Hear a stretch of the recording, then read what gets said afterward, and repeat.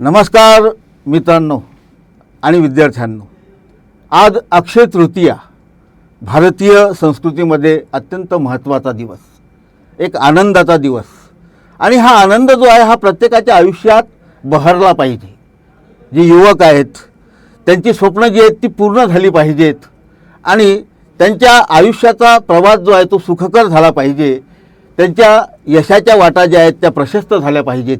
यासाठीच वर्ग 12 नंतर शेतकरी शेतमजूर ही जी एक मुलं जी असतात ते एका गोंधळलेल्या मनस्थितीत असतात. त्यांना योग्य अशा महाविद्यालयात प्रवेश हवा असतो, योग्य अशा प्रकारचं मार्गदर्शन हवे असतं. परीक्षेच्या संदर्भात त्यांना परीक्षेचा जो सिलेबस आहे, परीक्षेच्या संदर्भातला जे नवीन अपडेट्स आहेत, परीक्षेमध्ये नवीन काय बदल झालेले आहेत, ही एक सर्व माहिती, इत्यंभूत माहिती जी आहे ती विद्यार्थ्यांना हवी असते.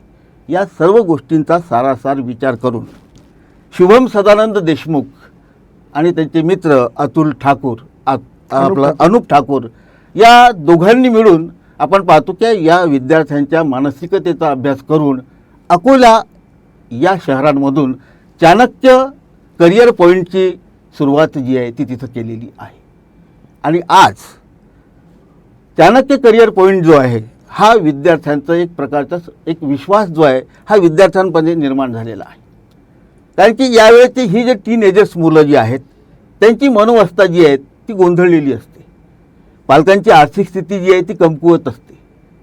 स्वप्न जी आहेत ती मोठी असतात, अपेक्षा ज्या आहेत त्या वाढलेल्या असतात.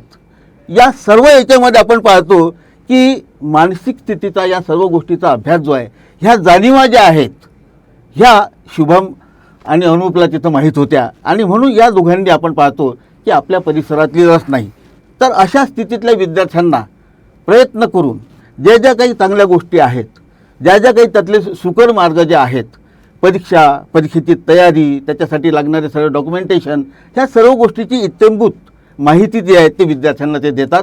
आणि त्याच्यामुळे परीक्षेच्या नामांकनांपासून तर परीक्षेपर्यंतचा त्यांचा प्रवास जो आहे त्यातल्या ज्या अडचणी ज्या आहेत त्या तिथं दूर केल्या जातात. आणि म्हणूनच अकोल्यातून सुरू केलेली ही संस्था जी आहे ती आज बुलढाणा, अहमदनगर, पुणे अशा या मेट्रो सिटीजमध्ये आणि मोठमोठ्या महानगरापर्यंत तिचा प्रवास जो आहे हा सुरू आहे. 12वीच्या विद्यार्थ्यांना आता परीक्षा ज्या आहेत त्या तिथं जवळ आहेत. अशा वेळेस त्यांना त्यांच्याचपैकी एका व्यक्तीचं काहीतरी मार्गदर्शन झालं पाहिजे विद्यार्थ्याचं. आणि म्हणजे मग त्यांना आपल्या सोबतच्या मित्राचं जर मार्गदर्शन तर झालं तर परीक्षेच्या काळामध्ये आपली मनस्थिती जी असते त्याच्यामध्ये आपण नेमकं काय करायला पाहिजे या बाबतीत त्यांना योग्य सूचना मिळू शकतात. ते औचित्य साधून चाणक्य करिअर पॉईंट अकोला या संस्थेचे संचालक माननीय शुभम सदानंद देशमुख हे इथे आलेले आहेत. आणि आज त्यांच्या या संस्थेच्या संदर्भातली माहिती, विद्यार्थ्यांच्या संदर्भातली त्यांची भूमिका आज इथं ते विशद करतील. तर आपण प्रत्यक्ष त्यांच्याशीच या बाबतीत संवाद साधूया. शुभम, आपलं या कार्यक्रमामध्ये स्वागत आहे. सर्वप्रथम धन्यवाद सर. आणि एकंदर आपण पाहतो की चाणक्य करिअर पॉईंट जो आहे हा सुरू करण्यामागं आपली भूमिका काय होती, आपलं उद्दिष्ट काय होतं, हा प्रवास जो केला आहे हा कसा झाला आहे हा आपण सांगाल. सर्वप्रथम वेलकम टू ऑल. मी येवद्यासारख्या ग्रामीण, म्हणजे येवदा म्हणजे एक अमरावती जिल्ह्यातलं छोटंसं गाव आहे. येवद्यासारख्या ग्रामीण भागातून पुढे आलेला विद्यार्थी आहे. किंवा 1ली ते 12वी असं म्हटलं चला की घरच्या शाळेत शिकलो. घरच्या शाळेत शिकलो. 12वीपर्यंत 12वी झाल्यावर काय करायचं माहीत नव्हतं. म्हणजे माझा जो ग्रुप होता तो PCMB होता, म्हणजे मॅथ्स पण होता आणि बायो पण होतं. पण पुढच्या ज्या ज्ञानशाखा आहे त्याच्याबद्दल मला फार अशी माहिती नसल्या कारणानं, म्हणजे इव्हन इंजिनिअरिंग माझा MIT मधून झालं आहे पण मला NIT आणि IITची माहिती नव्हती. माझं 11-12चं पासआउट आहे इंजिनिअरिंगचं. तर एक गोष्ट लक्षात आली की ग्रामीण भागातल्या विद्यार्थ्यांकडे पोटेन्शियल भरपूर आहे. म्हणजे त्यांना लागणारा जो म्हणजे शिकवणारा जो गुरुवर्ग आहे तो पण खूप ज्ञात आहे, त्यात काही डाऊट नाही आहे. पण पुढच्या ज्या शाखा आहेत आता, म्हणजे जेव्हापासून एंट्रन्सेस आले तेव्हापासूनची पुढची प्रक्रिया एवढी गुंतागुंतीची झाली आहे. तर मला हा खूप मोठा गॅप दिसला. म्हणजे पुढची प्रक्रिया कशी असावी किंवा कुठली ज्ञानशाखा कशी निवडावी. तर या प्रेरणेनं मी या व्यवसायात आलेलो आहे. बरोबर आहे. चाणक्य करिअर पॉईंट जो आहे याच्या मागची आपली भूमिका अगदी स्वच्छ आणि स्पष्ट आहे की विद्यार्थ्यांना योग्य स्वरूपाचं महाविद्यालय जे आहे ते तिथं मिळालं पाहिजे. बरोबर. आणि अशा याच्यामध्ये त्यांच्या संदर्भात जे काही नीट परीक्षेच्या संदर्भात ज्या काही अपडेट्स असतात किंवा या बाबतीत तुम्ही ज्या काही सूचना करता त्यांची तुमची जी प्रोसेस आहे ती कशी काय आहे? बेसिकली चाणक्य फक्त 2 गोष्टींमध्ये 2 विषयात मग काम करते, 2 सब्जेक्टमध्ये काम अच्छा. करते किंवा 2 कोर्सेससाठी काम करते. हां, ते म्हणजे मेडिकल आणि इंजिनिअरिंग. अच्छा. आपले 3 सध्या आपण 3 गोष्टींवर 3 सर्व्हिसेसमध्ये आपण काम करतो. एक आहे एंट्रन्स गायडन्स म्हणजे अच्छा. प्रवेश परीक्षा मार्गदर्शन. बरोबर. दुसरं आहे ॲडमिशन गायडन्स म्हणजे प्रवेश प्रक्रिया मार्गदर्शन. मार्गदर्शन. आणि तिसरं आहे पोस्ट ॲडमिशन असिस्टन्स म्हणजे प्रवेशोत्तर मार्गदर्शन. मार्गदर्शन. या 3 बेसिक आपले प्रोडक्ट्स आहेत. आणि चाणक्य करिअर पॉईंट विद्यार्थ्यांना त्यांच्या प्रवेश परीक्षेपासून तर कॉलेज मिळेपर्यंतची मधली जी प्रोसेस आहे. हां, हां. आता बरेच पालक अनभिज्ञ आहे म्हणजे विद्यार्थ्याला इंजिनियर करायचा आहे, कोणाला डॉक्टर डॉक्टर करायचा आहे किंवा BDS BMS कुठलाही कोर्स असू दे मेडिकल फील्डमधलं किंवा लाईड, पण पुढची प्रक्रिया बिलकुलही माहीत नाही आहे. म्हणजे मेडिकलसाठी नीट परीक्षा द्यावी लागते किंवा आयुषसाठी नीट परीक्षा द्यावी लागते हे तर आहेच, पण पुढची प्रक्रिया काय आहे. म्हणजे 2016 पासून जेव्हापासून नीट परीक्षा आली देशांतर्गत जेवढे प्रवेश आहे पूर्ण भारतात तेवढे प्रवेश नीट परीक्षेच्या अंतर्गत येतात, पण प्रक्रिया कशी आहे कोणालाच माहित नाही. म्हणजे एकदा परीक्षा देऊन झाली पण प्रक्रिया कशी आहे बरोबर असणारी प्रक्रिया पूर्ण गुंतागुंतीची आहे. कागदपत्र कुठे लागतात कोणाला माहित नाही. प्रवेश प्रक्रियेचे टप्पे नियम कोणाला माहित नाही. तर चाणक्य करिअर पॉईंट काय करते तर रजिस्ट्रेशन पासून तर कॉलेज मिळेपर्यंत सगळी प्रक्रिया घर बसल्या विद्यार्थ्यांना करून देते. म्हणजे विद्यार्थ्यांना कुठेही जायची गरज नाही, कोणाला कॉलेजेस विचारायची गरज नाही. एक असते एक प्रक्रियेचं मार्गदर्शन असते आणि एक असते कॉलेजचं मार्गदर्शन. प्रक्रिया तर तुम्ही मार्गदर्शन करता अद्ययावत राहून. म्हणजे आज तर पॅरेंट पण फार मेहनत घेतात. म्हणजे मी तर म्हणेल की काउन्सिलिंग हा जो पार्ट आहे जो की आम्ही करतो तो विद्यार्थ्यांनी आणि पालकांनी समजून घेतला घरी करण्यासारखा पार्ट आहे. पण पॅरेंट लोक त्यांच्या विषयामध्ये पूर्ण डेव्हलप्ड आहे. म्हणजे त्यांच्या विषयाचं त्यांना पूर्ण नॉलेज आहे. पण या गोष्टीचं नॉलेज काही दिवसात 15-20 दिवसात एका महिन्यात घेणं अशक्य आहे. कारण की रूल्स फ्रिक्वेंटली बदलत जातात, महाविद्यालय वाढत जातात, नियम बदलतात, कागदपत्रे बदलतात, काही कागदपत्रांना व्हॅलिडिटी असते, काही कागदपत्र एक्सपायर होतात. ह्या सगळ्या गोष्टींकडे लक्ष देणं पालकांकडून होत नाही.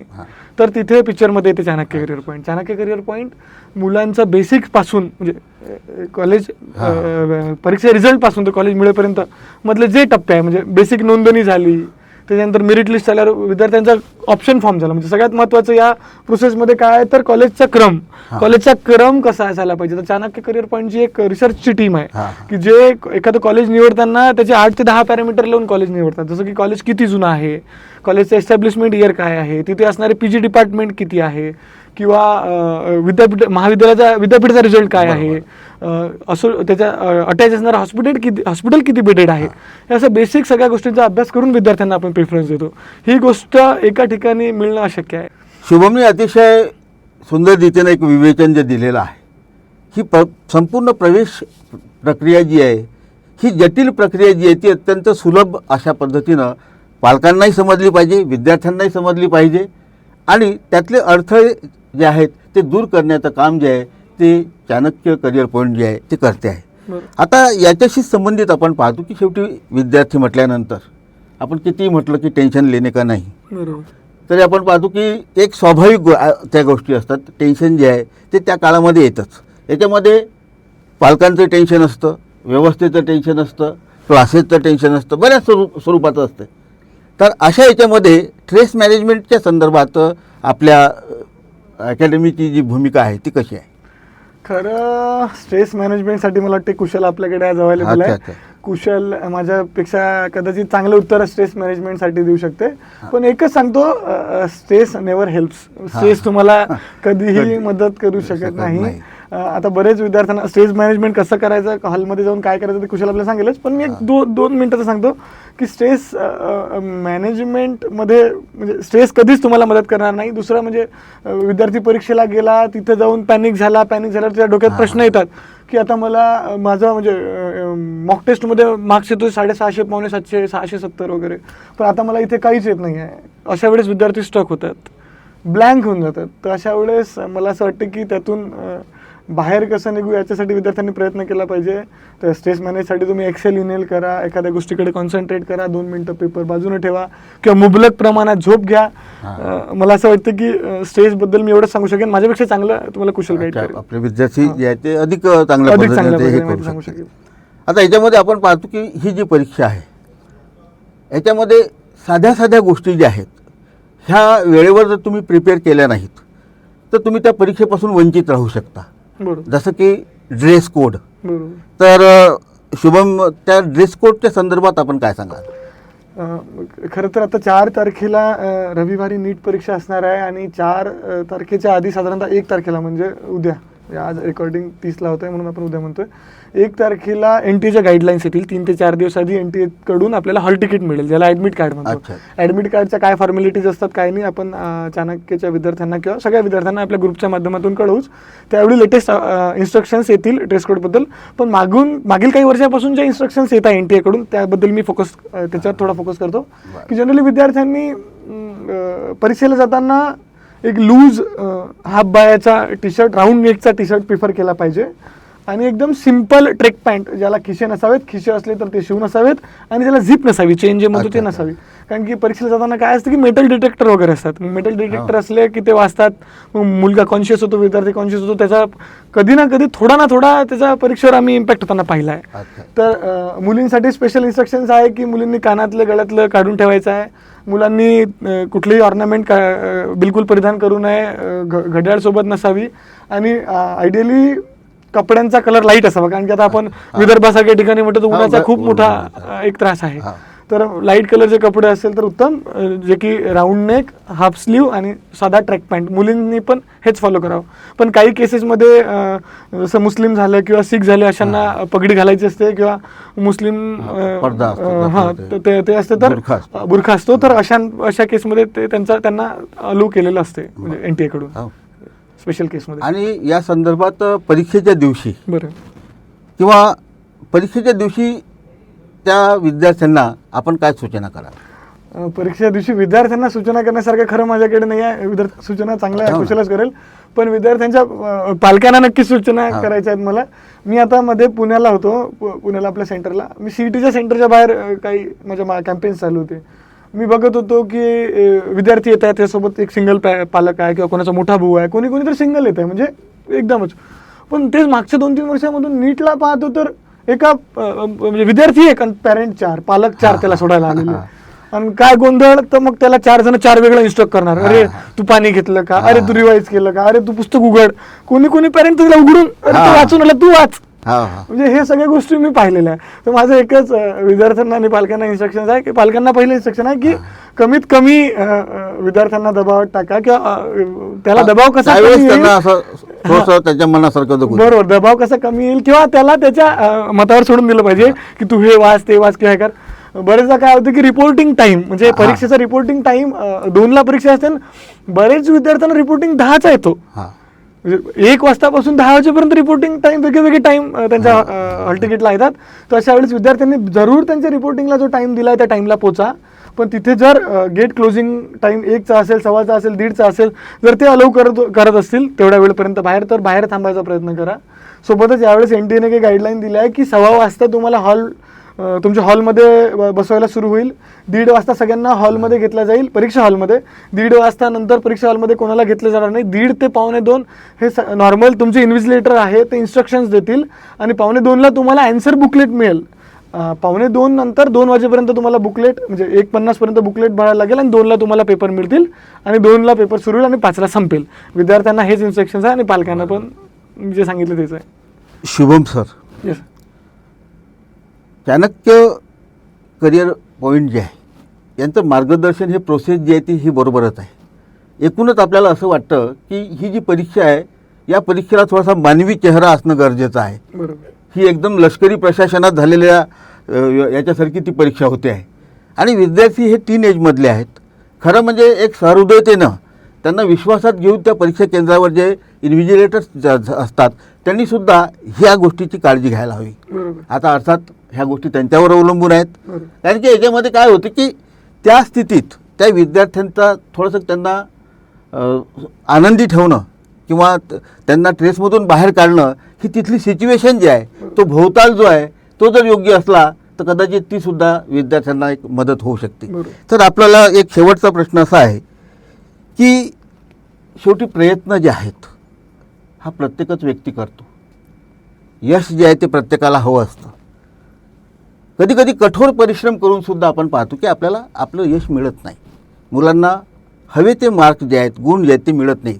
अशा वेळेस कमी गुण ज्या विद्यार्थ्यांना मिळाले की त्यांच्यासाठी आपण काय करता किंवा त्यांनी काय करावं असा एक प्रश्न निर्माण. या प्रश्नाचं उत्तर मी नक्की देतो. याच्या आधी तुम्ही जे आणि एक त्याच्या अगोदरही की या संदर्भात आपण पाहतो की तुम्ही वेळोवेळी काही महाविद्यालयामध्ये जाऊन त्या महाविद्यालयामध्ये विद्यार्थ्यांच्या समोर या परीक्षेच्या संदर्भातली संपूर्ण विश्लेषण जे आहे विस्तृत माहिती जी आहे ती दिलेली आहेच आणि पुस्तक रूपानं सुद्धा आपण ती प्रकाशित केलेली आहे. बरोबर. तर आतापर्यंत आपण किती पुस्तकं प्रकाशित केलीत कोणती केलीत याचा सुद्धा एक आढावा आहे. सगळ्या 2-3 प्रश्नाचे लगेच 1-2 मिनिटं उत्तर हां. देऊन मग आपले जे गेस्ट आहे कुशल सर सगळे त्यांना ऐकण्यासाठी आतुरले आहे. तर मी 2 मिनिटात कन्क्लूड करू.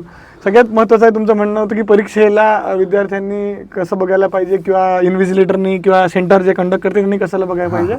माझ्या मते माझं वैयक्तिक मत सर नीट म्हणा किंवा जेई म्हणा कुठलीही परीक्षा असू द्या परीक्षा ही एक टेस्ट आहे नॉलेजची आणि स्टॅबिलिटीची. अच्छा. म्हणजे एक कॉम्बिनेशन आहे. ज्याला नॉलेज आहे त्यानेच तोच पुढे जातो असं नाही. मला असं वाटतं की हे दोन्हीची टेस्ट आहे एक नॉलेजची आणि स्टॅबिलिटीची. नॉलेज विद्यार्थ्यांनी नक्की घेतलं असेल. शेवटचे 2-3 दिवस आहे विद्यार्थ्यांनी फक्त आणि फक्त प्रयत्न केला पाहिजे आपण स्टेबल कसं राहू. या 2-3 दिवसात स्टॅबिलिटीकडे खूप मला वाटतं विद्यार्थ्यांनी लक्ष दिलं पाहिजे. तर मी स्टेबल कसं राहिलं पाहिजे म्हणजे मी जेवढी कन्सिस्टंटली जी मेहनत घेतली आहे त्याच्यावर मी स्टेबल राहून प्रयत्न करून कसं पुढे जाऊ म्हणजे पहिला फोकस याच्याकडे केला पाहिजे. दुसरा तुमचा प्रश्न होता की मी कमी गुण आलेल्या विद्यार्थ्यांना कसं मदत करेल. तर खरं हा म्हणजे वेळ नाही आहे या प्रश्नाचं उत्तर देण्याचा. या प्रश्नाचं उत्तर मी नक्की देईल 4 मे नंतर. कारण की आज मी एखाद्या प्रश्नाचं उत्तर देईल किंवा एखादा ऑप्शन त्याला सांगेल किंवा अलाइड कोर्स सांगेल किंवा त्याचा सेकंड ऑप्शन प्लॅन B-C सांगेल. पण त्याच्यावरून जर एखादा विद्यार्थी डिस्ट्रॅक्ट होत असेल तर त्या सध्याची परिस्थिती बिलकुल नाही. तर त्या प्रश्नाचं उत्तर नक्की रिझल्ट आल्यावर 4 मे नंतर विद्यार्थ्यांनी चाणक्य करिअर पॉईंटमध्ये यावं आणि त्याचं माहिती घ्यावी. राहिला विषय तिसरा आमचा पुस्तकाचा. चाणक्य करिअर पॉईंट मागील 5 वर्षापासून ॲडमिशन गाईड जे मेडिकल ॲडमिशन गाईड म्हणजे नीट प्रिपेअर करणाऱ्या विद्यार्थ्यांसाठी हे पुस्तक छापत आहे. याचं हे 5वं एडिशन असणार आहे. या एडिशनमध्ये महाराष्ट्रासोबत इतर राज्याची प्रक्रियासुद्धा दिलेली आहे. लागणारी महत्त्वाची कागदपत्रे कुठली असतील, इलिजिबिलिटी क्रायटेरिया काय असेल, महाराष्ट्राच्या नंतर इतर राज्यातली प्रक्रिया कशी असेल अशी थोडक्यात सगळी माहिती दिली आहे आणि सगळे कट ऑफसुद्धा या पुस्तिकेमध्ये दिले आहेत. तर ही पुस्तिका तुम्हाला विद्यार्थ्यांना किंवा पालकांना पाहिजे असल्यास चाणक्य करिअर पॉईंट पुणे, अकोला, बुलढाणा आणि अहिल्यानगर ऑफिसेसला भेट द्या. आणि सोबतच डिस्क्रिप्शन बॉक्समध्ये या पुस्तकाचा मिळवण्यासाठीचे नंबर वगैरे तुम्हाला प्रोव्हाइड केले असतील. सेम पुस्तिका तुम्हाला इंजिनिअरिंगची सुद्धा मिळणार आहे आणि यात फक्त इंजिनिअरिंगचे महाराष्ट्रातल्या कॉलेजेसची माहिती असणार आहे. MST CETची जे अंतर्गत जे गव्हर्नमेंट प्रायव्हेट कॉलेजेस आहेत महाराष्ट्रातले त्याची पूर्ण माहिती असणार आहे. ठीक आहे सर. ठीक आहे सर. आपण एका वाक्यात जर सांगायचं तर एकच वाक्य आहे. दुष्यंत कुमारचा एक शेर आहे. कौन कहता है आसमां को सुराग नहीं होता, कौन कहता है आसमां को सुराग नहीं होता, पत्थर तो तबीयत से उठाओ यार. मेहनत कष्ट जर केलेत तर यश जे आहे हे तुमच्या पायाशी लोळण घेईल यात शंका नाही. ठीक. नमस्कार मित्रांनो आणि विद्यार्थ्यांनो. चाणक्य करिअर पॉईंटचे संचालक आदरणीय शुभम सदानंद देशमुख यांनी चाणक्य काउन्सिलिंगच्या संदर्भात अत्यंत विद्यार्थ्यांसाठी महत्त्वाच्या सूचना ज्या आहेत प्रवेशांपासून तर महाविद्यालय मिळेपर्यंत हा जो त्यांच्यातल्या काही अडचणी ज्या आहेत त्या अडचणी कशा आम्ही सोडवतो आणि विद्यार्थ्यांना योग्य महाविद्यालय कसं मिळवून देतो हा अतिशय सोप्या सुगम भाषेमध्ये त्यांनी काउन्सिलिंगच्या संदर्भातली एक विस्तृत माहिती जी आहे ती इथं दिलेली आहे. आज सरांच्या विनंतीवरून जे 6 वर्ष आपण पाहतो की चाणक्य करिअर पॉईंट जे आहे ते विद्यार्थ्यांना काउन्सिलिंग करते आहेत आणि हजारो विद्यार्थी जे आहेत ते आज चांगल्या महाविद्यालयामध्ये महाराष्ट्रभर किंवा देशांतर्गत अनेक चांगल्या महाविद्यालयामध्ये ते पदवी आणि पदव्युत्तर शिक्षण जे आहे ते तिथं घेत आहेत. त्यापैकीचं कुशल म्हाला ज्यांना एम्स हैदराबाद येथे प्रवेश मिळालेला आहे आणि 720 पैकी 692 गुण जे आहेत हे त्यांनी प्राप्त केलेले होते. तर कुशल म्हाला जे आहेत हे विद्यार्थ्यांना त्यांनी आपल्या संदर्भातली जी काही माहिती आहे ती द्यावी, म्हणजे जेणेकरून ही परीक्षा देणाऱ्या अनेक विद्यार्थ्यांना त्या परीक्षेसाठीच्या तयारीसाठी सुद्धा लाभ होऊ शकेल, त्यांचं मनोबल वाढेल आणि यश मिळवण्याच्या ज्या काही क्लुप्त्या आहेत, ज्या काही युक्त्या आहेत त्या त्यांच्यापर्यंतसुद्धा पोहोचतील. यासाठी चाणक्य करिअर पॉईंटनं हा अत्यंत स्तुत्य अशा उपक्रम जो आहे तो तिथं घेतलेला आहे. सरांच्या विनंतीला मान देऊन कुशल म्हाला हे आपल्या स्टुडिओत उपलब्ध आहेत. नमस्कार कुशल सर. नमस्कार सर. एकंदरीत आपण पाहतो की आपण आपल्याच परिसरातले आहात, मला वाटतं दर्यापूरमध्येच आपण आहात. तर एकंदर आपल्या सुरुवातीपासून म्हणजे प्राथमिक शिक्षणापासून थोडक्यात म्हणजे असं कसं एक जर्नी जी आहे आपली शिक्षणाची शैक्षणिक ती आपण सांगावी. बरं. नमस्कार, मी कुशल दिनेश म्हाला. मी मूळ दर्यापूरचाच आहे. माझे बाबा व आई दोघे डॉक्टर आहे. तर त्यामुळे मला डॉक्टर व्हायची प्रेरणा आधीपासूनच होती. तर त्यामुळे मी हे नीट करावं असं विचार केला होता. तर 10वीपर्यंत माझं शिक्षण जे आहे ते गावातच माझ्या दर्यापूरला एक शाळा आहे एकविरा स्कूल म्हणून, तिथं मी 10वीपर्यंत माझं शिक्षण घेतलं आणि 11वी-12वीसाठी मी अकोला इथे आलो. ललित ट्युटोरियल्स म्हणून काळपांडे सरांचे क्लासेस आहेत, तर तिथे मी कोचिंग घेतली आहे 11-12ची आणि मग त्यानंतर नीट दिली. आता आपण पाहतो की मुख्य विषय जो आहे विद्यार्थ्यांचा गोंधळ मानसिक आणि त्याच वेळेस त्यांच्या शारीरिक काही गोष्टी उद्भवतात. अशा वेळेस विद्यार्थी म्हणून काही प्रश्न जे आहेत म्हणजे त्यांना ते उपयुक्त ठरू शकतात. तुला काही प्रश्न विचारतो. हो. परीक्षेचे जे शेवटचे दिवस असतात, लास्ट वीक ज्याला आपण म्हणतो, त्याच्यामध्ये आपला शेड्यूल जो आहे विद्यार्थ्याचा हा कसा असायला पाहिजे? सर्वप्रथम विद्यार्थ्यांना ही सूचना आहे की तुम्ही जे मोठे पुस्तकं आहे जे काही तुमच्याजवळ असतील ते बिलकुल वाचायचे नाही आहेत. तुम्हाला फक्त तुम्ही जे आधी बनवलेले शॉर्ट नोट्स आहे किंवा फिजिक्सचे फॉर्म्युला शीट आहे तेवढंच फक्त तुम्हाला रिवाईज करायचं आहे. मोठे नवीन पुस्तकं म्हणा किंवा नवीन कन्सेप्ट, नवीन टॉपिक्स हे तुम्हाला बिलकुल करायचे नाही आहेत. फक्त आतापर्यंत जे केलं आहे ते तुम्हाला फक्त रिवाईज करायचं आहे. तुम्हाला नवीन काहीच शिकायचं नाही आहे. तर एक रिवाईजच्या बाबतीत ते सिलेबसचा आहे. आता NCERT म्हटल्यानंतर तो अभ्यासक्रम एवढा मोठा ढव्य आहे, तर नेमका कशा पद्धतीनं अभ्यास तो शेवटच्या आठवड्यात केला पाहिजे याच्याबद्दल थोडंसं विस्तृत सांगा. तर NCERTबद्दल जर बोललो आपण तर बायोचं जर पर्टिक्युलर आपण NCERT करतोच, तर आपल्याला सगळे चॅप्टर्स न करता जे चॅप्टर्स इम्पॉर्टंट आहेत, जे चॅप्टर इम्पॉर्टंट आहेत तर जसे त्याच्यात एक्झाम्पल जास्त आहेत, जे चॅप्टर व्होलाटाईल्स आहे जसं ॲनिमल किंगडम झालं, प्लांट किंगडम झालं, हे जे चॅप्टर आपण लवकर विसरतो यात एक्झाम्पल जास्त आहेत, तर ह्या चॅप्टर आपण जास्त भर द्यायचा शेवटच्या आठवड्यात.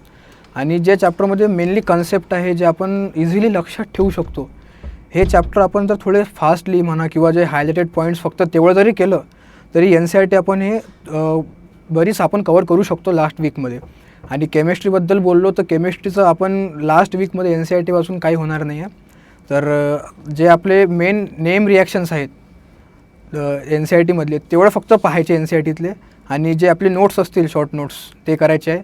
आणि फिजिक्ससाठी फक्त फॉर्म्युलेच बघायचे आहे. तुम्हाला नवीन कन्सेप्ट वगैरे काहीच करायचं नाही आहे, कोणची बुक वाचायची नाही फिजिक्सची, फक्त फॉर्म्युलेच बघायचे आहे. कारण की आतापर्यंत आपण अभ्यास केला आहे फिजिक्सचा. बरोबर आहे. आणि असेच छोटे छोटे काही गोष्टी असतात, कारण की आपण पाहतो की आपण डॉक्टर जे आहेत इथं अचूक निदान जे आहे ते महत्त्वाचं आहे. ही अचूकता जी आहे ही विद्यार्थ्यांमध्ये आली पाहिजे. याचसाठी आपण पाहतो की हे तुला जे प्रश्न आहेत आपण साधेच वाटतात हे प्रश्न, परंतु हे तेवढेच मोठे असतात. बरोबर. ही कारणं जी आहेत ही एक अडथळ्याची शर्यत असते आणि आपण ही शर्यत आपल्यासारख्या विद्यार्थ्यांनी पार केलेली आहे, ती इतरांनी करावीत. याच्यासाठीच आपल्याला एक याच्याशी संदर्भातले काही प्रश्न आहेत की इथं आता आपल्याला असं म्हणता येईल की मॉक टेस्ट जी आहे ही मागील वर्षी किती पेपर्स विद्यार्थ्यांनी रेफर करायला पाहिजे, म्हणजे साधारणतः पेपर्सच्या बाबतीतले विद्यार्थ्यांनी किती करायला पाहिजेत बॉस? बरोबर. तर मॉक टेस्ट जे आपल्याला कोचिंगकडून जे प्रोव्हाइडेड आहेत, जे लेटेस्ट सिलेबसवर बेस्ड आहे ते आपण करायला पाहिजे. कारण की जे 23च्या अगोदर जो सिलेबस होता तो थोडा आता रिड्यूस झाला आहे 24पासून. तर एक जवळपास 25% एक फरक येतो सिलेबसमध्ये. तर त्यामुळे जर आपण जुने पेपर जर सॉल्व केले तर आपल्याला मार्क्स कमी याचे चान्सेस जास्त आहेत. तर त्याच्यात तुम्ही टाईम कमी जरी दिला त्याला, तुम्ही जास्त टाईम इकडे द्या, की जे लेटेस्ट 24 इयर आणि अच्छा. 25 इयरचे जे मॉक टेस्ट आहे कोचिंगचे म्हणा अलीकडचे. किंवा 24चा पेपर, अच्छा. हे तुम्ही क्वेश्चन सॉल्व्ह करू शकता. आता त्याच्याशीच रिलेटेड एक आहे प्रश्न की एक्झामचा जो ट्रेंड आहे हां. तो विद्यार्थ्यांनी बघायचा असतो का? हो, नक्कीच. एक्झामचा ट्रेंड महत्त्वाचा आहेच. हां कोणत्या सब्जेक्टमधला कोणचा पर्टिक्युलर टॉपिक एक्झामला जास्त येतोय, हां तर त्याच्याबद्दल आपण थोडं डिटेल स्टडी करायचा, की ते टॉपिक थोडं आपण जास्त प्रेफरन्स द्यायचा बाकीच्या टॉपिकपेक्षा. तर ते थोडं जास्त वाचायला पाहिजे आपण. अजून एक प्रश्न असा येतो की विद्यार्थ्यांनी स्ट्रॉंग झोन सब्जेक्टनुसार पेपर सोडवायला पाहिजे का, किंवा काही अजून वेगळी आयडियल सिक्वेन्स आहे का? तर प्रत्येक स्टुडंटसाठी ह्या प्रश्नाचं उत्तर वेगळं असू शकतं. वेगळं. कारण की स्ट्रॉंग सब्जेक्ट प्रत्येक स्टुडंटचा वेगळा असते. कोणाला केमिस्ट्री हां. इझी जाते, कोणाला बायो, कोणाला फिजिक्स पण जाऊ शकते अच्छा. इझी. तर इझी सब्जेक्ट जर आपण जनरली नंतर केला आणि जर स्ट्रॉंग सब्जेक्ट जो आहे म्हणजे तोच शेवटी केला, आणि जो हार्ड आहे, जो आपल्याला येत नाही किंवा जे आपल्याला सॉल्व करायला वेळ लागतो, तो जर आपण पेपरमध्ये पहिले केला, तर आपण फ्रेश माइंडली आपण तो पेपर, तो जो सब्जेक्ट आहे तो आपण सॉल्व करू शकतो. आणि जर मधात आपल्याला असं वाटलं की आपल्याच्याने क्वेश्चन होत नाही आहेत सॉल्व, आपण 1-2 क्वेश्चन रॉंग केले आहेत असं वाटतं आहे की येत नाही आहे क्वेश्चन, तर आपण लगेच जो आपला स्ट्रॉंग सब्जेक्ट आहे, जो इझी सब्जेक्ट आहे, त्याच्यावर आपण शिफ्ट करू शकतो. आणि जे क्वेश्चन आले नव्हते हार्ड सब्जेक्टचे, ते आपण सर्कल करून इझी सब्जेक्टचे असे एक 5-6 सिक्वेन्सनी सॉल्व केले आणि ते आपल्याला आले, की त्यांनी आपला कॉन्फिडन्स थोडा बूस्ट होऊन आपण वापस इकडे येऊ शकतो. बरोबर. दुसरी गोष्ट आपण पाहतो की वर्षभर सर्व व्यवस्थित सुरू असते, मात्र एक एक्झाम फोबिया जो आहे तो त्या काळात विद्यार्थ्यांना येतो. हो. आणि अशा वेळेस तुझ्या समजा व्यक्तिगत काही अनुभव, म्हणजे अशा वेळेस काय केलं पाहिजे जेव्हा एक्झाम जे आहेत ते आता उद्याला किंवा लवकर होणार आहेत, आणि आपण परीक्षा केंद्रावर जेव्हा जातो तेव्हा आपण नेमकं कशा पद्धतीनं तिथं वागलं पाहिजे, काय केलं पाहिजे नेमकं? तर परीक्षा किंवा केंद्रावर तिथले काही तुझे स्वतःचे काही अनुभव असतील तिथले, तर ते हां, शेअर परीक्षा केले तरी केंद्रावरचे, चालतं. हो. तर परीक्षा केंद्रावर जाताना आपण असं काहीच नाही की आपण टाईमवर गेलो पाहिजे, थोडंसं उशिरा गेलो तर चालेल, कारण की लवकर जाऊन तिथं आपण अजून हे एक्झॉस्ट होऊन जाऊ, आपली एनर्जी थोडी कमी होते. तर तिकडे एक्झाम सेंटर थोडंसं उशिरा गेलं तरी चालेल, फक्त एक बोर्डिंग टाईमच्या आधी जायचं आहे. तर तिथं गेल्यावर आपल्याला जास्त काही न करता आपल्या जागेवर शांततेत बसायचं आहे. तुमचं जे ब्रिथिंग प्रॅक्टिस असेल किंवा मेडिटेशन तुम्ही करत असाल तर ते तुम्ही तिथं करू शकता. तिथं शांतता असते, तुम्हाला जास्त काही बोलता येणार नाही.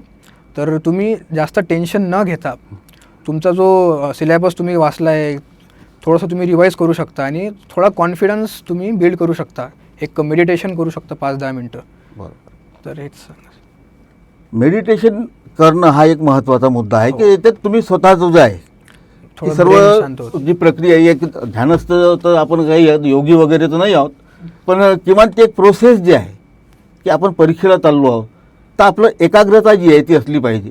आणि ती एकाग्रता जी आहे ती आपण आता एका माहोलमध्ये जाण्यासाठी, जसं आपण आता जो आहोत तशी एक मनोवस्था तयार जर केली तर ते एक सुलभ होऊन जाते. तर कुशाल, जी. काही गोष्टी असे असतात की आपल्या अनंत काळेचा आमच्या याच्यात एक हे होतं की यथेच्छ झोपा, असा एक ललित लेख होता, म्हणजे विनोदी स्वरूपाचा होता. आणि झोप जी आहे हे आपण पाहतो अत्यंत महत्त्वाची आहे. भूक, निद्रा ह्या ज्या गोष्टी आहेत त्या अत्यंत गरजेच्या आहेत. आणि नेमकं आपल्याला पाहतो की परीक्षेच्या वेळेसच झोप नावाचा राक्षस जो आहे तो आपल्या मानगुटीवर बसतो. अशा वेळेस तू एक्झामच्या म्हणजे परीक्षेच्या आदल्या दिवशी किंवा एकंदरच त्या परीक्षेच्या काळामध्ये हे एक झोपेचं स्लीपिंग मॅनेजमेंट ज्याला आपण म्हणू ते कसं केलं आहे, म्हणजे या झोपेचं नियोजन कसं केलेलं आहे, हे तू सांगू शकता का? म्हणजे हे तू सांगितलं पाहिजे. बरं बरं, नक्कीच. हां. तर मी माझा एक्सपिरियन्सने सांगतो की मी एक्झामच्या आधी मला झोप नव्हती आली. हां तर त्यामुळे मला एक्झाममध्ये खूप त्रास झाला होता. म्हणजे पेपर सॉल्व करताना मला झोप यायची. तर त्यासाठी मी तुम्हाला एकच गोष्ट सांगेल की झोप पूर्ण घ्यायची आहे आपल्याला आदल्या दिवशी. अभ्यास कमी करा आदल्या दिवशी, थोडा कमी केला चालेल, कारण की आतापर्यंत आपण खूप अभ्यास केला आहे ऑलरेडी. तर शेवटच्या दिवशी तुम्ही झोप जी आहे ती प्रॉपर घ्या, त्याचा खूप परिणाम एक्झामवर पडतो. तर झोप तर पूर्ण घ्यायची आहे तुम्हाला.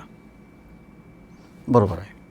आता एक्झाम सेंटर जे आहे त्याच्यावर तुला व्यक्तिगत काही अनुभव आलेले आहेत ते सुद्धा आपण जर शेअर केलेत तर बरं होईल.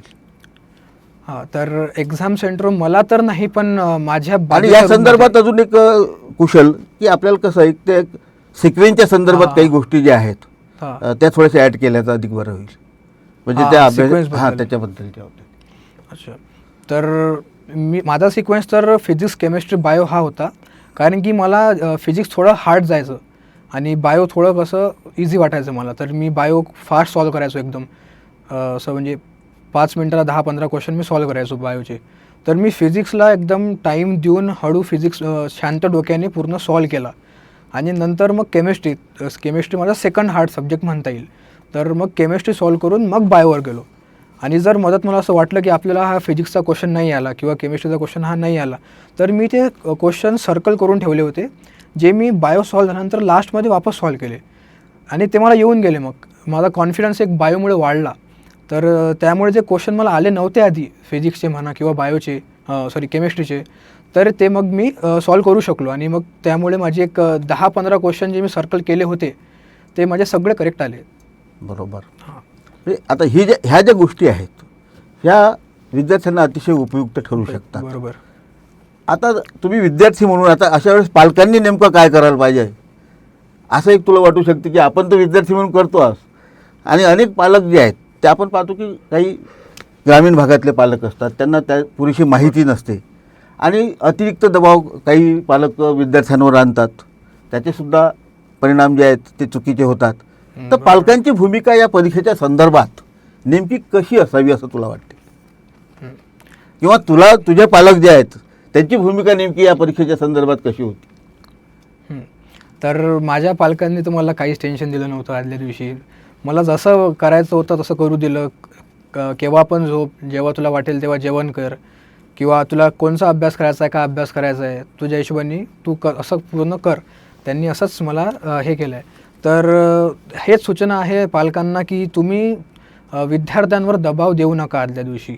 त्यांना जसं करा वाटते तसं करू द्या. कारण की त्याला माहीत असते की पेपर कसा येणार आहे, किती हार्ड आहे, त्याच्या डोक्यात सगळं सुरू असतं. जर आपण त्यांना डिस्टर्ब केलं तर त्यांचं थोडं मूड खराब होऊ शकते किंवा टेन्शनमध्ये येऊ शकतात. जर तुम्ही त्यांना फोर्स केलं की आता बाबा अभ्यासच कर किंवा आता झोपच, आता जेवणच कर, तर तसं न करता त्यांना जे असं करा वाटते ते करू द्यायचं. तर टेन्शन वगैरे त्यांना द्यायचं नाही, जास्त प्रेशर द्यायचं नाही. बरं. हा, म्हणजे त्यांना थोडंसं मुक्तपणे जे आहे मोकळं राहू द्या. मोकळं राहू द्या त्यांना. हां. आणि त्यांना तेवढं स्वातंत्र्य दिलं स्वातंत्र्य. तर तेवढं ते अधिक चांगल्या पद्धतीनं ते करतील. बरोबर. कारण की कुठलाही दबाव जो आहे हा काही तिथं उपयुक्त नसतो. आता एक शेवटचं एक अशी गोष्ट आहे कुशल, की बऱ्याचदा काय होते की मॉकचा आपला अनुभव चांगला असतो. आतापर्यंतच्या परीक्षेचा अनुभव जो आहे त्यातला स्कोअर जो आहे तो सुद्धा सुंदर असतो. पण बऱ्याचदा सुरुवातीला पेपर पाहून काही मुलं जे आहेत ते असे स्ट्रक होतात किंवा असे ब्लँक होतात. अशा वेळेस अशा मनस्थितीत त्यांनी काय करायला हवं? हां. किंवा तुझ्या याच्यामध्ये जर असा काही अनुभव आला असेल की आपण केलं तर सर्व काही आतापर्यंत आपण विद्यालयातही केलं, आपला क्लासेसमध्ये केलं, त्याच्यानंतर सर्व पेपर्स जे आहेत तेही केलं, रिवाईजही केलं, म्हणजे जे काही प्रोसेस आहे परीक्षेची ती पूर्ण केली. पण तर आपल्या अपेक्षेप्रमाणे जेव्हा काही पेपर जो आहे तर त्या पेपरमध्ये जेव्हा अशी स्थिती झाली तेव्हा नेमकं काय करायला पाहिजे? तर हा सर्वात कॉमन प्रश्न जो मला विचारतात, सध्या पण विचारतात पोरं फोन वगैरे करतात. तर हाच क्वेश्चन असते की मॉक टेस्टपर्यंत सगळं चांगलं होतं, पण आता एक्झाम जवळ आली आहे आणि असं ब्लँक आऊट झाल्यासारखं वाटतंय, असं आतापर्यंत जो अभ्यास केला तो विसरल्यासारखा होतो आहे. तर हा सर्वात कॉमन प्रश्न आहे विद्यार्थ्यांचा. तर यावर तर एकच उपाय आहे की तुम्ही ब्रेक घेत अभ्यास करू शकता जर तुम्ही आता अभ्यास करत असणार तर. आणि जर पेपरमध्ये तुम्हाला ही सेम कंडिशन झाली की पेपर सॉल्व करताना तुम्ही ब्लँक आऊट झाले, तुम्हाला काहीच आठवत नाही आहे, तर तुम्ही एक क्विक 2 मिनटं तुम्ही डोळे बंद करून बसू शकता. जास्त वेळ नाही द्यायचा याला, कारण की आपला पेपरला टाईम कमी असते. तर 2 मिनटं आपण जर थोडं शांत राहिलो आणि जो आपला त्याच्यानंतर जो इझी सब्जेक्ट आहे, जसा बायो झाला मॅक्झिमम पोरांचा, तो जर आपण सॉल्व केला तर त्यांनी आपला एक कॉन्फिडन्स बूस्ट होईल, थोडा कॉन्फिडन्स वाढेल. आणि मग ज्या क्वेश्चनला आपण ब्लँक आऊट झालो होतो तो जर आपण वापस ट्राय केला तर त्याचे चान्सेस जास्त आहेत की तो आपल्याला वापस येऊन जाईल. तर टेन्शन घ्यायचं नाही आहे. शेवटी एक्झाममध्ये आपण टेन्शन फ्री राहायचं आहे आणि क्वेश्चन आपण प्रॉपर असे सिक्वेन्सनं सॉल्व करायचे आहेत. आपण पाहतो की स्वतःला कणखर बनवल्यापेक्षा दुसऱ्या गोष्टी ज्या आहेत त्या आपण करू शकत नाही. खुदी को कर बुलंद इतना की खुद खुदा बंदे से पूछे बता तेरी रजा क्या है. तर अशा कुशलना अतिशय आपण पाहतो की आपले जे काही अनुभव जे आहेत हे इथं विशद केलेत विद्यार्थ्यांसमोर. आता मला सांग कुशल की या परीक्षेच्या काळामध्ये जो आपल्याला ट्रेस येतो, ट्रेस येणं स्वाभाविक आहे. आता हे जे टेन्शन आहे याची मॅनेजमेंट जे आहे हे कसं करावं?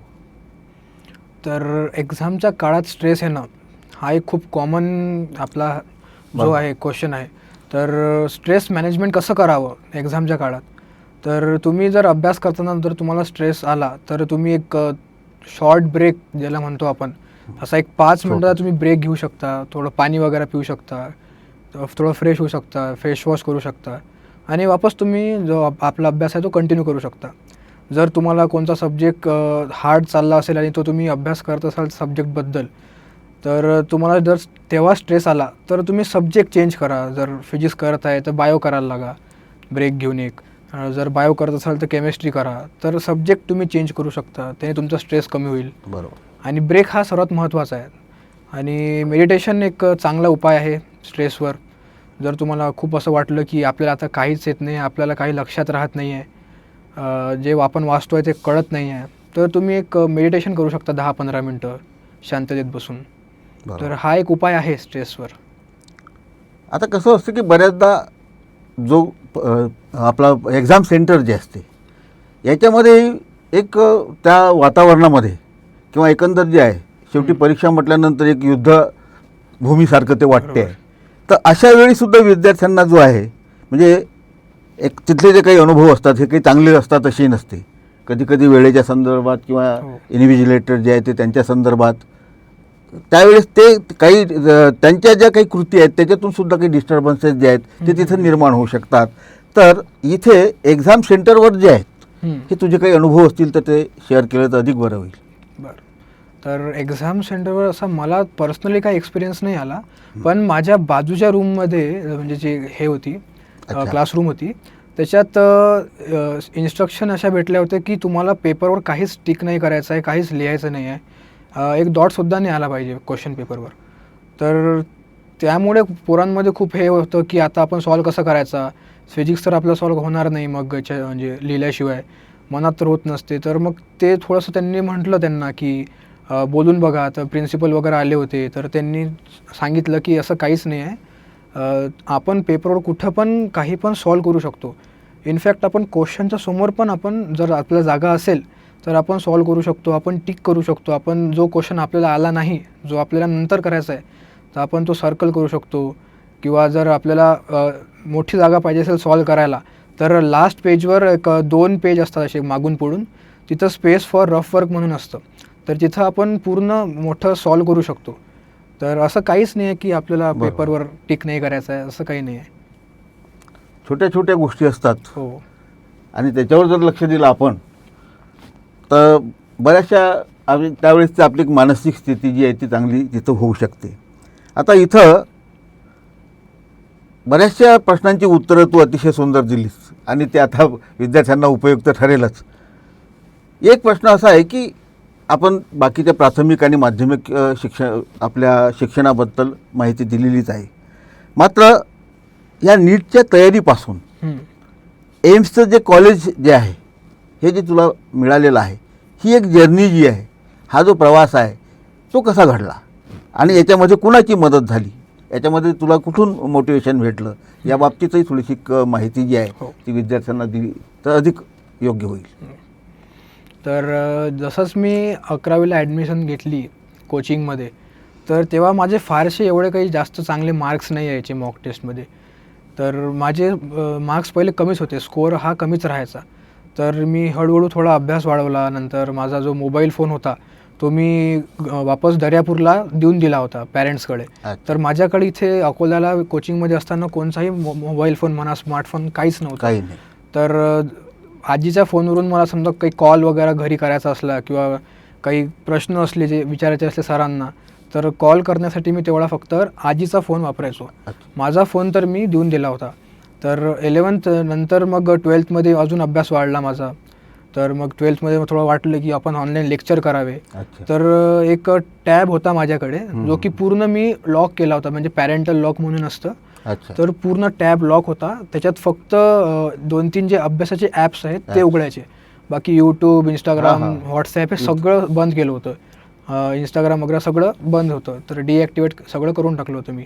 तर 11-12 पूर्ण फोकस अभ्यासावर केला. अभ्यासावर केला. त्यामुळे मग नीटमध्ये सक्सेस भेटू शकला. आणि हे एम्सची जी जर्नी आहे याच्यामध्ये जे तुला एक मोटिवेशन जे भेटलं किंवा ही जी एक प्रक्रिया जी आहे महाविद्यालयात प्रवेशाची, याच्यामध्ये काउन्सिलरची जी एक भूमिका जी आहे त्याचं जे महत्त्व आहे, ते महत्त्व जे आहे ते कसं आहे, किंवा कधी कधी काय की मार्गदर्शक जो आहे, वाटाळा जो आहे तो महत्त्वाचा आहे. कारण की मार्गदर्शक जर योग्य असेल तर तुम्हाला अचूक मार्ग मिळू शकतो आणि तुम्ही योग्य ठिकाणी पोहोचू शकता. तर या प्रवेश प्रक्रियेमध्ये एक काउन्सिलिंगची जी एक भूमिका आहे त्याच्या बाबतीत तुला काय सांगावं? नक्कीच नीट नंतर काउन्सिलरचा खूप महत्त्वाचा रोल असतो. आपले शुभम सर आहे चाणक्य करिअर पॉईंटचे संचालक. ते माझ्या बाबाचे आधीपासूनच म्हणजे मित्र म्हणू शकतो आपण. तर आधीपासून ओळखीचे होते.